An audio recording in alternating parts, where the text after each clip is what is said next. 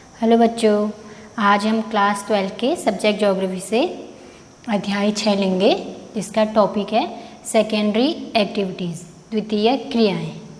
इससे पहले हमने प्राथमिक क्रियाओं को देखा था। प्राथमिक क्रियाओं के बाद ही क्या आती हैं? द्वितीय क्रियाएं। तो हम सबसे पहले देखेंगे कि द्वितीय क्रियाएं किसे कहते हैं। अब बच्चों, जो द्वितीय क्रियाएं हैं, द्वितीय क्रियाओं में उन क्रियाओं को सम्मिलित किया जाता है जिनसे हम जो प्राकृतिक रूप में उपलब्ध जो संसाधन होते हैं उनको अपनी तकनीकी की सहायता से, अपनी टेक्निक से क्या कर देते हैं, उसके दूसरे रूप में उसे बदल देते हैं। दूसरे रूप में बदलने के बाद क्या होता है, वो अधिक मूल्यवान हो जाते हैं। और फिर जो द्वितीय क्रियाओं में, उनमें अधिकतर कौन कौन से उद्योग आते हैं? विनिर्माण उद्योग। विनिर्माण उद्योग में क्या करते हैं, जो प्रकृति में उपलब्ध पहले से जो संसाधन हैं उनको उद्योगों की सहायता से दूसरे रूप में क्या कर देते हैं, कन्वर्ट कर देते हैं। दूसरे रूप, गुण, धर्म के आधार पर उन्हें बदल देते हैं। अब हम इसमें सबसे पहले देखेंगे कि विनिर्माण उद्योग में होता क्या है। जो विनिर्माण उद्योग से आशय किसी भी वस्तु के उत्पादन से है। अब किसी भी उद्योग में हम क्या करते हैं, जो कच्ची सामग्री या कच्चा माल है उसके गुण, धर्म, रूप में परिवर्तन करके उसको क्या करते हैं, पूरी तरह परिवर्तित कर देते हैं, उसे और उपयोगी बना देते हैं, जिससे क्या होता है, उसका मूल्य और अधिक बढ़ जाता है। एग्जाम्पल के तौर पर हम ले सकते हैं, जैसे गन्ना है। गन्ना क्या है? एक कच्चा माल है, कच्ची सामग्री है। उसको हम उद्योग में ला के क्या करते हैं, गन्ने से चीनी बना देते हैं, तो चीनी का मूल्य और अधिक हो जाता है। लकड़ी है, प्राकृतिक अवस्था में लकड़ी मिल जाती है, लेकिन उसको हम क्या करते हैं, हस्तशिल्प के माध्यमों के द्वारा लकड़ी, दरवाजे, खिड़कियाँ आदि बना के क्या करते हैं, उसके मूल्य में और परिवर्तन कर देते हैं। ये सभी चीज़ें किस में आती हैं? विनिर्माण उद्योग में। अब विनिर्माण में जैसे प्रमुखतः हस्तशिल्प, वस्त्र उद्योग, इंजीनियरिंग उद्योग, रसायन उद्योग, लौह इस्पात। अब ये जो सभी उद्योग हैं, ये पहले से क्या हैं, प्राकृतिक रूप में विद्यमान थे, प्राथमिक जो अवस्थाओं में थी। इनमें हम चेंज करके उनको विनिर्माण उद्योग में लाने के बाद क्या करते हैं, इनको द्वितीय क्रियाओं में शामिल करते हैं। द्वितीय क्रियाओं में आने के बाद इनका मूल्य क्या होता है, और अधिक बढ़ जाता है। अब बच्चों, इसके बाद है हमारा विनिर्माण उद्योग किन किन आधारों पर बांटा गया, या विनिर्माण उद्योग के आधार पर उनका वर्गीकरण कितने प्रकार से है। विनिर्माण उद्योगों का वर्गीकरण 4 आधार पर किया गया, जैसे आकार के आधार पर, कच्चे माल के आधार पर, उत्पाद के आधार पर और स्वामित्व के आधार पर।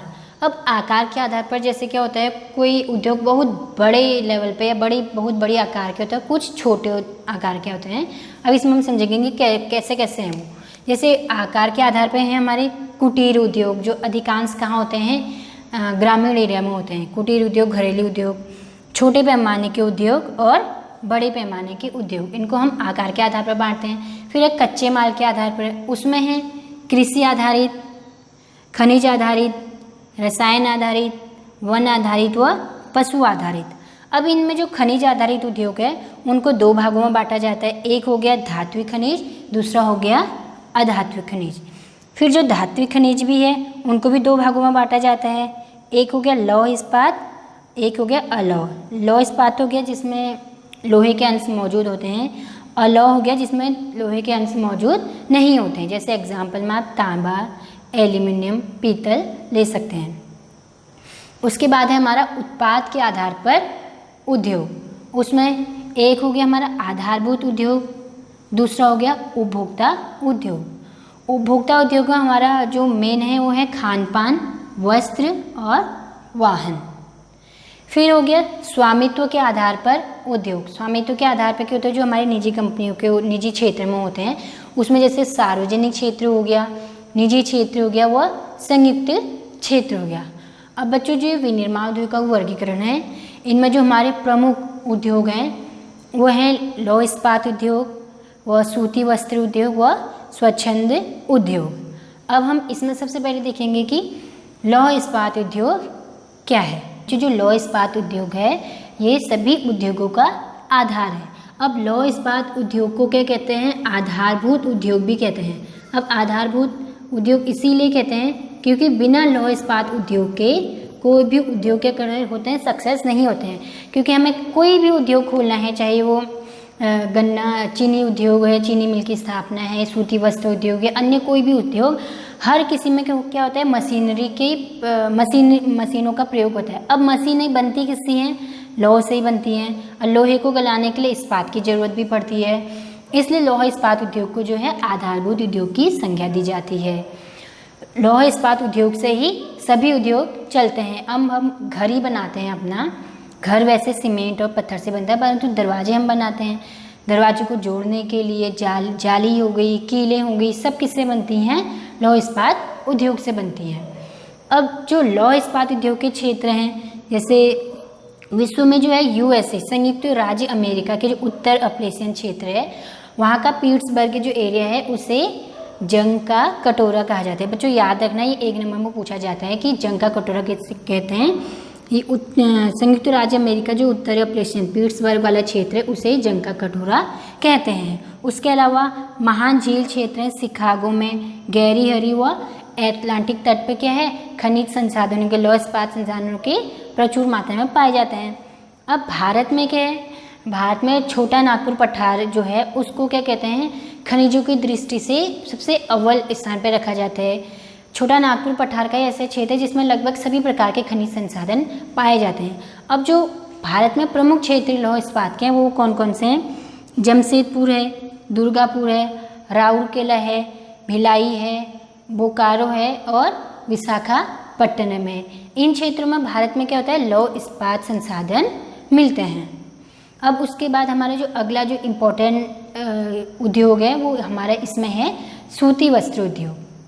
जो इस उद्योग में सूती वस्त्र का जो निर्माण होता है वो प्रमुख रूप से हथकरघा के थ्रू होता है। हथकरघा में क्या होता है, हाथों द्वारा होता है, बिजली द्वारा होता है, व कारखानों में सूती वस्त्र का क्या होता है, निर्माण होता है। अब हथकरघा में क्या होता है कि इनमें सूती वस्त्र का निर्माण थोड़ी लेट होता है, क्योंकि सभी जो श्रमिक होते हैं वो अर्धकुशल होते हैं और हाथों से करते हैं। लेकिन क्या होता है, अधिक समय तो लगता है, लेकिन जो अर्धकुशल श्रमिक होते हैं उनको क्या होता है, हथकरघा के थ्रू रोजगार मिल जाता है। उसके बाद हथकरघा और बिजली कारखाने। अब कारखानों में क्या होता है, कम समय में अधिक मात्रा में सूती वस्त्र का क्या उत्पादन कर लेते हैं, क्योंकि सभी काम ज़्यादातर किसके द्वारा होते हैं, मशीनों द्वारा होता है। अब जो सूती वस्त्र उद्योग के लिए मेन हमें क्या चाहिए रहता है, कपास चाहिए रहता है, क्योंकि सूती वस्त्र जो है कपास से ही बनते हैं। कपास क्या हो गया, सूती वस्त्र मिलों का कच्चा माल हो गया। अब कच्चा माल किसे कहते हैं, हम इस वाले सूती वस्त्र मिल में कपास को हम कच्चा माल कहेंगे।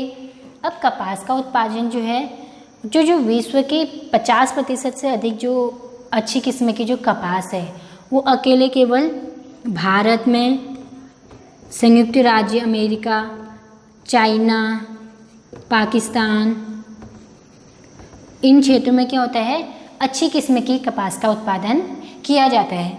अब वही हम भारत में देखेंगे, भारत में किन किन स्थानों में जो कपास उत्पादन किया जाता है या कपास कच्चे माल के रूप में मिलता है, वो प्रमुख रूप से हमारे महाराष्ट्र हो गया, महाराष्ट्र में अच्छी किस्म की कपास का उत्पादन किया जाता है। गुजरात हो गया, गुजरात, महाराष्ट्र और गुजरात में सब क्या कहते हैं, सूती वस्त्र मिलें भी स्थापित हैं। उसके बाद है तमिलनाडु हैं, तमिलनाडु के बाद हमारा है उत्तर प्रदेश है। इन क्षेत्रों में क्या होता है, अच्छी किस्म की कपास का उत्पादन होता है। इसके अलावा क्या कहते हैं, पश्चिम बंगाल भी है, मध्य प्रदेश भी है। इन क्षेत्रों में क्या कपास का उत्पादन अच्छी मात्रा में और अच्छी किस्म के कपास का उत्पादन होता है, क्योंकि कपास के लिए जो उपयुक्त दशाएं हैं, काली मिट्टी, काली कपास की मिट्टी कहते हैं, उन क्षेत्रों में अधिक देखने को मिलती है, इसलिए यहाँ अधिक मात्रा में कपास का उत्पादन किया जाता है। उसके बाद बच्चों हमारा अगला जो इम्पोर्टेंट जो उद्योग है वो है स्वच्छंद उद्योग। बच्चों जो स्वच्छंद उद्योग है, जैसे नाम से ही सही समझ में आ रहा है, स्वच्छ उद्योग। अब ये क्या होते हैं कि व्यापक और विविधता वाले स्थानों पर स्थित होते हैं। ये उद्योग कच्चे माल के भार में हो रही वृद्धि या कमी पर आश्रित नहीं रहते हैं। ये इनका ज़्यादातर जो उद्योग है वो पूर्जों पर आधारित होता है, और ये उद्योग क्या करते हैं, पर्यावरण भी नहीं फैलाते हैं, इसलिए इन्हें स्वच्छंद उद्योग कहा जाता है। अब स्वच्छंद उद्योग में क्या होता है, पूंजी की भी कमी होती है, कमी मतलब इसमें अधिक पैसा नहीं मिल पाता है जिस प्रकार से उद्योग है, लेकिन श्रमिकों की भी आवश्यकता जो होती है इसमें कम होती है। अब बच्चों जो द्वितीय क्रियाओं में जितने भी उद्योग हैं, उद्योग धंधे जो भी हैं, अब उद्योगों की स्थिति को प्रभावित करने वाले भी कुछ कारक होते हैं। इस टॉपिक में जो द्वितीय क्रियाएं हैं इसमें आप लोगों का सबसे इम्पोर्टेंट टॉपिक यही है, ये अधिकतर विस्तृत उत्तरीय प्रश्न 5 नंबर के क्वेश्चन में पूछा जाता है, या ये क्वेश्चन को घुमा के ऐसे पूछा जाएगा कि सूती वस्त्र उद्योगों को प्रभावित करने वाले कारक, या लौह इस्पात उद्योगों की स्थिति को प्रभावित करने वाले कारक, या कभी कभी उद्योगों की स्थिति को प्रभावित करने वाले कारक के बारे में पूछा जाता है। तो इन सभी का आंसर एक ही हो गया। तो हमारे जो उद्योगों की स्थिति को प्रभावित करने वाले कारक है, इसमें सबसे पहला कारक जो आता है हमारा कच्चा माल। कच्चा माल किसी भी उद्योगों की स्थिति को प्रभावित करने वाला सर्वप्रमुख कारक है, क्योंकि बिना कच्चा माल के हम कोई भी उद्योग धंधे नहीं खोल सकते हैं। उसके बाद हमारा है परिवहन। अगर हमने उस स्थान पर उद्योग खोल दिया है, वहाँ से वो खनिज संसाधन अन्य स्थानों पर ले जाने के लिए परिवहन की सुविधा है या नहीं, ये भी हमें देखना पड़ता है। उसके बाद हमारा आता है जलापूर्ति। जल भी किसी भी उद्योगों के लिए बहुत ही महत्वपूर्ण कारक होता है, अतः उस स्थान पर जल होना भी बहुत ज़रूरी है। फिर है पूंजी। कोई भी संसाधन, कोई भी उद्योग खोलने के लिए हमें किसकी ज़रूरत होती है बच्चों? पूंजी की ज़रूरत होती है। उसके बाद है कुशल श्रमिकों की आवश्यकता। अब बिना श्रमिकों के कोई भी मशीन चालू नहीं हो सकती, चाहे मशीन खुद कार्य करें, लेकिन स्विच ऑन करने के लिए भी एक श्रमिक की आवश्यकता होती है, अर्थात हमें वहाँ कुशल श्रमिक भी होने चाहिए। उसके बाद है श्रम। श्रम मतलब कार्य। अब उस स्थान पर, उस उद्योग पर क्या है, काम करना भी आना चाहिए। उसके बाद हमारा आता है निकट बाजार। अब जिस स्थान पर हमने अपने क्या कर रखे हैं, उद्योग खोल रखे हैं, उस स्थान के आसपास निकटतम बाजार होना चाहिए। अगर बच्चों बाजार जो हो गया अगर निकट होगा तो क्या होगा, हमारे परिवहन में जो आने जाने का जो खर्चा हो जाएगा, पेट्रोल जो हो जाएगा वो थोड़ी कम लगेगा। बाजार निकट होने से संसाधन के क्या हुए एकदम से आयात या निर्यात होते रहेगा।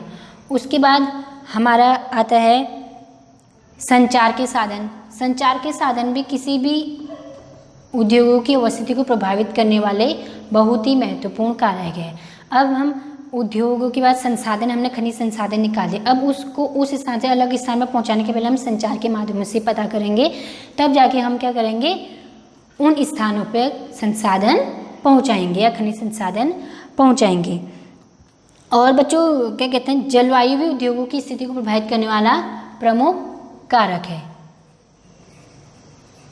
अब किस जलवायु में किस टाइप के उद्योग खुलेंगे वो जलवायु पे डिपेंड करता है।